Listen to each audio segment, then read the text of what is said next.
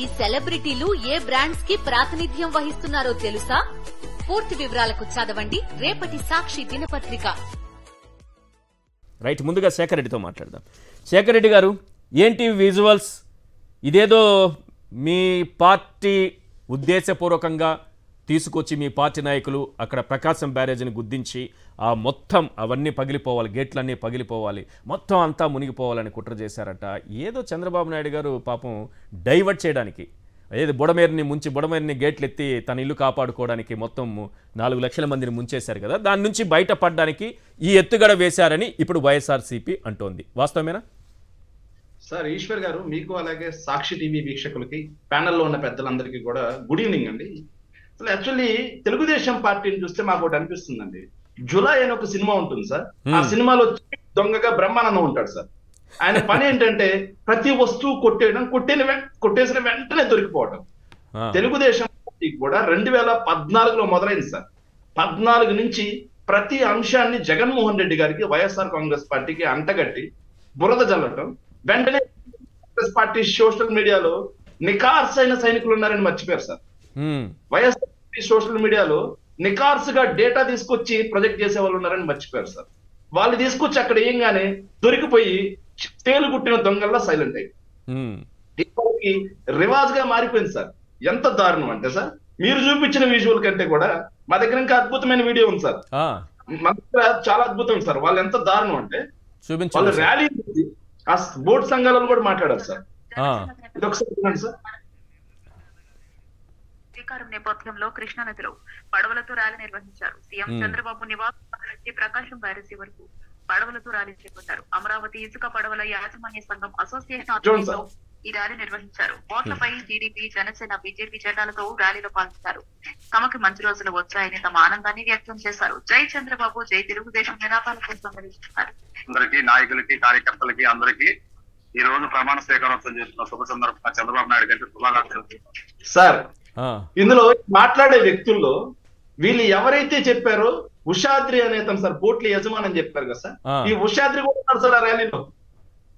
ఉషాద్రికి సంబంధించిన బోట్లు కూడా ఉన్నాయి సార్ ఆ ర్యాలీలో. మరి ఉషాద్రి అనే వ్యక్తి వైఎస్ఆర్ కాంగ్రెస్ పార్టీ వ్యక్తా, తెలుగుదేశం పార్టీ వ్యక్తా?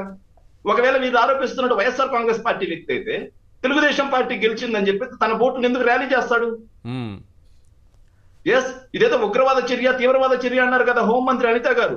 అవును. మరి ఆ ఉగ్రవాదులు, తీవ్రవాదులు, దేశద్రోహులు మొత్తం మీ పార్టీ వాళ్ళే. వాళ్ళని ఏదో బెదిరిస్తున్నారంట. మేము వైఎస్ఆర్సీపీ చెప్తేనే వదిలిపెట్టామని చెప్పండి, లేకపోతే సెక్షన్లు, బలమైన సెక్షన్లు పెట్టి మీరు బయట రాకుండా చేస్తాము అని బెదిరిస్తున్నారట వారిని.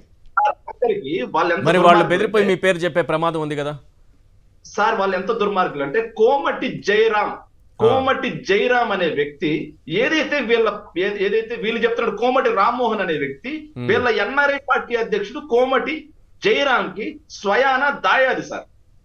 ఓకే, స్వయాన దాయాది. అతనేమో పోయి డైరెక్ట్ గా చంద్రబాబు నాయుడు గారితో ఫోటో దిగుతాడు. ఉషాద్రి వచ్చి డైరెక్ట్ గా లోకేష్ తో ఫోటో దిగుతాడు. కానీ బురద మాత్రం వైఎస్ఆర్ కాంగ్రెస్ పార్టీ మీద వేస్తారు. ఇదేం రాజకీయం అంటే? తమ చేతగానితనాన్ని, తన చేవలేనితనాన్ని, తన దత్తమ్మ పరిపాలనని డైవర్ట్ చేయడం కోసం ఇలా వేయటం సార్. ఇది ఈ రోజు మొదలైన కుట్ర కాదు సార్. ఏదైతే బోట్లు వచ్చి అక్కడ గుద్దుకోగానే ఎలాంటి విచారణ చేయకుండా గుద్దుకున్న అరగంట కల్లా భారీ నీటిపారుదల శాఖ మంత్రి రామానాయుడు గారేమో వచ్చి మీడియా ముందుకు వచ్చి మాట్లాడతారు, వైఎస్ఆర్ కాంగ్రెస్ పార్టీ కుట్రని మాట్లాడతారు. దాన్ని బలపరుస్తూ ఆ రోజు నైట్కి చంద్రబాబు నాయుడు గారు ప్రజల ముందు నిజం చేయడం కోసం వాళ్ళ పార్టీని సమర్థించే వ్యక్తుల్ని అరెస్ట్ చేసి వైఎస్ఆర్ కాంగ్రెస్ పార్టీ గురించి చెప్పయ్యా అని చెప్పి మాట్లాడుతున్నారంటే ఇంతకు మించి దిక్కుమాలిన దిగజారిన డైవర్షన్ ఎందుకు చేయాలి? ఈ డైవర్షన్ ఎందుకు రావాలి చెప్పండి? ఈ డైవర్షన్ పాలిటిక్స్ ఎందుకు?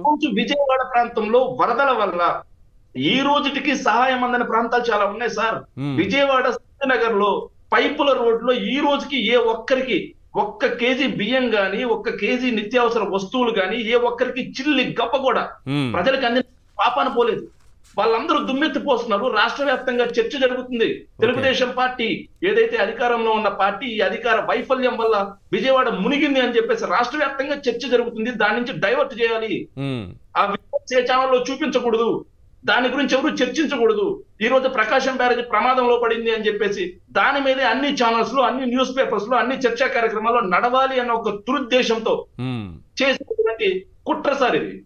సార్ ఎవరైనా చంద్రబాబు నాయుడు గారు అలాంటి దుర్మార్గుడేమో మాకు అర్థం కాదు, కానీ ఏదైతే వారసత్వ సంపద సార్ ఇది, ఫస్ట్ చిన్న బ్యారేజ్ గా ఉన్నది, ఏదైతే ఆనకట్టగా ఉన్నదాన్ని 1950లో టంగుటూరి ప్రకాశం పంతులు గారు స్టార్ట్ చేస్తే నీలం సంజీవ్ రెడ్డి గారు దాన్ని మొదలు పెట్టారు సార్, ఇది పూర్తి చేశారు. సో అది మన ఆంధ్రప్రదేశ్ కు వారసత్వ సంపద లాంటిది ప్రకాశం బ్యారేజ్ ఇరిగేషన్ డిపార్ట్మెంట్ కి. దాన్ని గుర్తించాలి అనే, దాన్ని ధ్వంసం చేయాలనే కుటిలమైన తత్వం ఏ ఒక్కరికైనా ఉంటుంది. రాజకీయ పార్టీలు పక్కన పెట్టింది, ఉగ్రవాదులు కూడా రావాలంటే ఆలోచన.